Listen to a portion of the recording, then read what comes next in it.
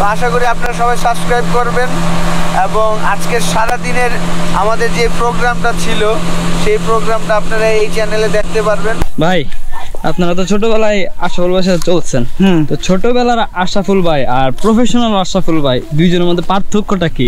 Last যে আসছিলাম 2008-এ, ওই সময় আমি ক্যাপ্টেন ছিলাম। তারপর তো এই যে 8-এর পরে তো আপনাদের পাকিস্তানের খেলা বন্ধ হয়ে গেল।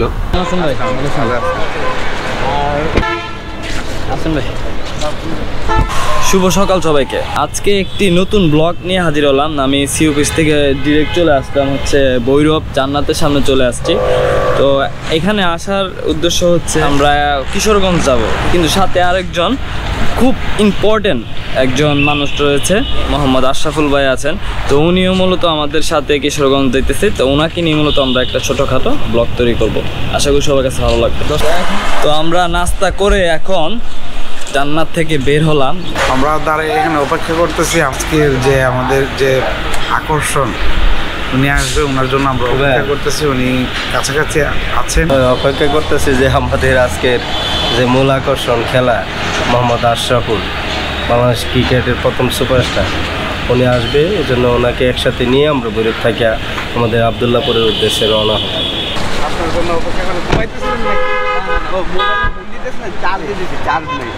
কেমন আছেন ভাই? আর নুরুল আছে না? আসো, কোনো নাস্তা করে লোক নাকি আসছে? সাব্বির রহমান খেলতে। হ্যাঁ ভাই আচ্ছা, যে আপনার ভালো আছেন? রাষ্ট্রপতি হিসেবে আছেন ভাই? নাকি খেলতে আসবো? আচ্ছা আচ্ছা ভাই আসেন।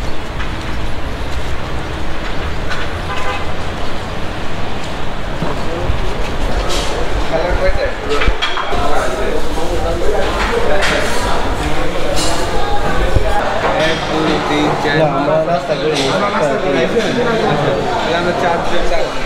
চারটা দেন আগে, তারপরে আবার দিয়ে আর ডিম পোস্ট দিয়ে ভাজি খাবি না পোস্ট করবি?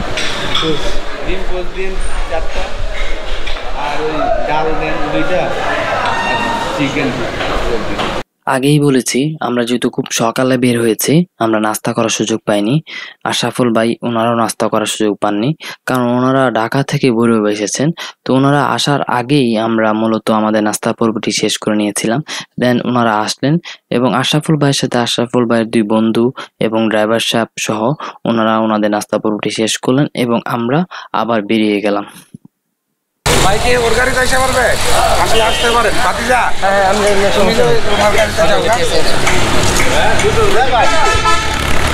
আব্দুল ভাইয়ের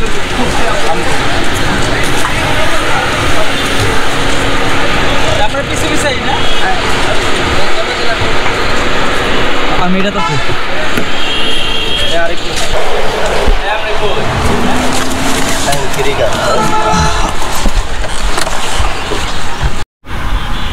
অবশেষে প্রতীক্ষার পর আমরা আশরাফুল ভাই রিসিভ করতে পারলাম। ভাই এলাকার জামাই, আর অরিজিনাল হচ্ছে আমরা লোক ব্রাহ্মণবাড়ির লোক। ভাই আমরা বাইরে নিয়ে কোথায় যেতেছি? আমরা এখন বাইরে নিয়ে যাবো কিশোরগঞ্জ আবদুল্লাপুর, অষ্টগ্রাম আবদুল্লাহ। আমি তো আজকে এই জায়গায় আসলে খালি চিত্রুটি খেয়ে যায়, বুঝছেন? এত মজা লাগে, গরম গরম দেয়। হ্যাঁ, হাঁসের মাংস তো মজা বেশি। হাঁসের মাংস, কি একটা পাখি আছে। আশরাফুল ভাই আপনি এই মিলে কিশোরগঞ্জ কয়বার যেতেছেন? কিশোরগঞ্জ শহরে গেছি 3-4 বার।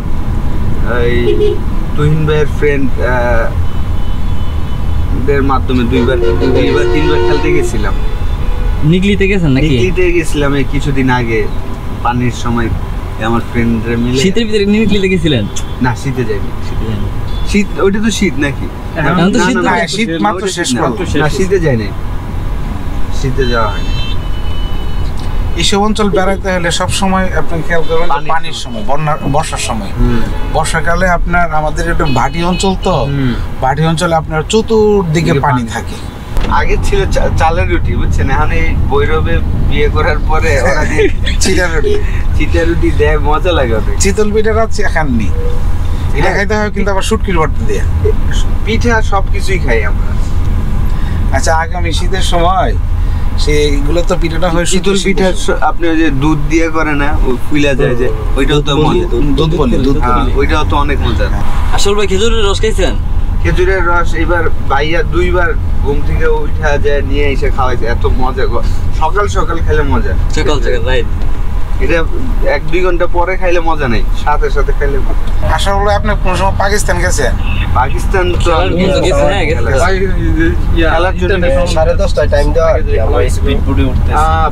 আমার পাকিস্তান হইলো ভাই আমার সাথে 2000 সালে প্রথম আন্ডার 17 খেলতে গেছি। তো আন্ডার 17 2000 সালে খেলতে গেছিলাম এশিয়া কাপ।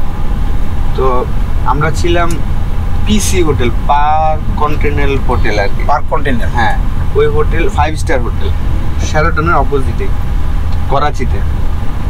তো আমাদের সিস্টেম ছিল, যেহেতু পিচ্ছি না আমরা, আমাদের খাওয়া দাওয়া সব ফ্রি ছিল ওই জায়গায়। আগে 3 বেলায় আমরা হোটেলেই খাইতাম। তো একদিন আমি হাঁটতে হাঁটতে, আমার আবার ওই যে পায়া নিহারি এগুলা খুব ফেভারিট, বুঝছেন? আচ্ছা।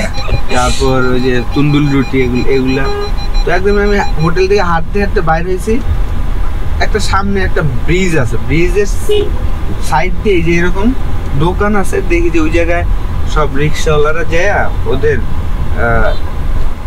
এই পায়া নিহারি খায়। তো আমি একদিন খায় দেখি যে কত টাকা, 30 রুপি লাগছে আর কি। তো আমি পরে কি করছি জানেন, পরে 5-6 দিন হোটেলে 5 স্টারের খাওয়া দূর এটি খাম না, আমি ওই জায়গায় যাই খাই আসতাম। তো পরে আমরা বাচ্চা ছিলাম না ওই সময়, 2000 সালে। এটা প্রথম দিকে মনে নাকি ভাই? ফার্স্ট ট্যুর আর কি, আন্ডার 17। তো সবাই পাকিস্তানের তো সব খেলার জিনিস খুব ভালো। তো আমরা সবাই, আমাদের ওয়েট ছিল 40 কেজি অ্যালাউ। হ্যাঁ, এক একজনের ওয়েট হয়েছে কত জানেন?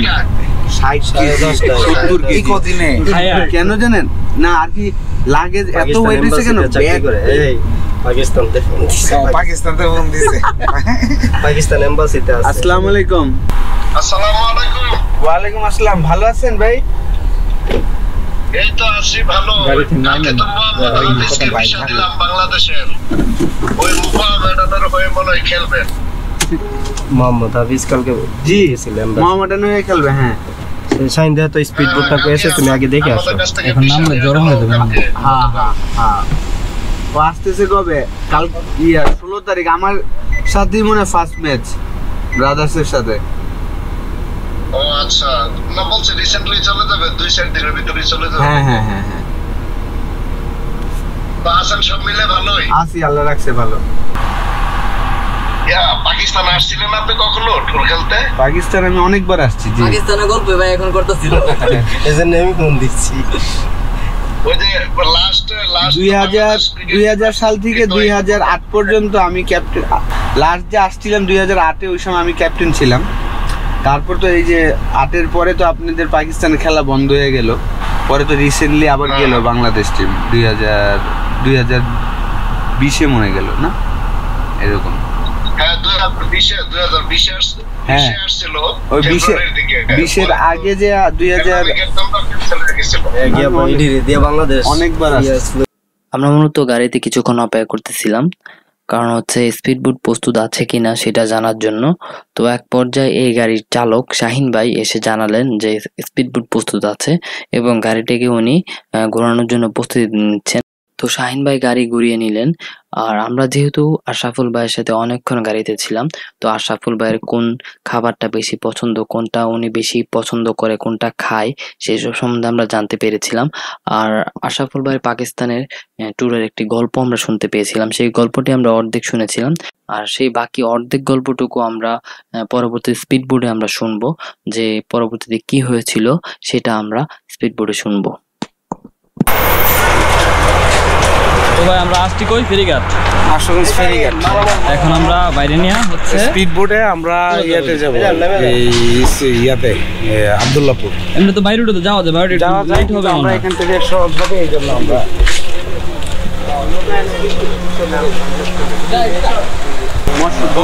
বন্দর অফিসটা থেকে আমার একটা হ্যাঁ আমরা মূলত এখন গাড়ি পার্কিং এর জন্য দাঁড়ায় রয়েছি, কোথায় গাড়ি পার্কিং করব সেই জন্য দাঁড়ালাম।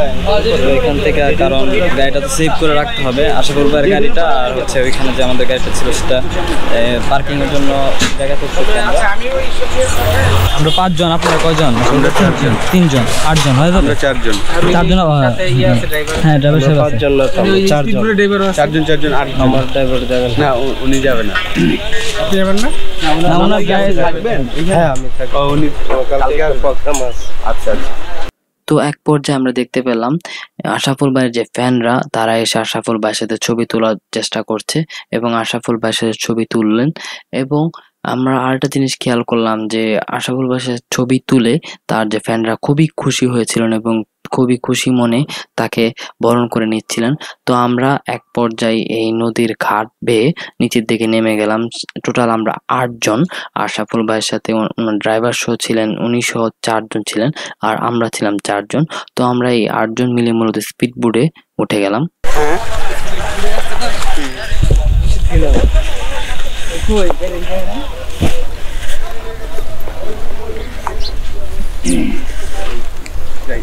সাবধান আইসা।